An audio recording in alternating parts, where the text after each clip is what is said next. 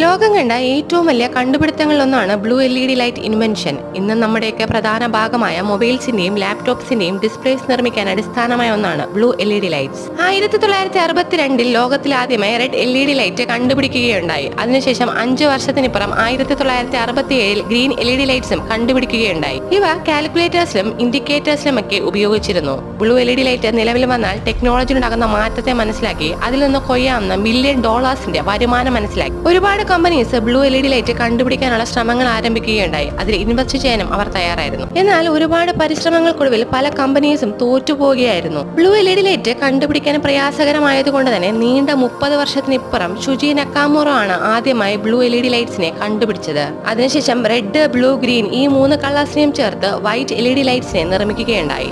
ഇന്ന് നമ്മൾ യൂസ് ചെയ്യുന്ന മൊബൈൽസും ലാപ്ടോപ്സിന്റെയൊക്കെ ഡിസ്പ്ലേസ് ബ്ലൂ LED ലൈറ്റിനെ അടിസ്ഥാനമാക്കിയാണ് നിർമ്മിച്ചിട്ടുള്ളത്.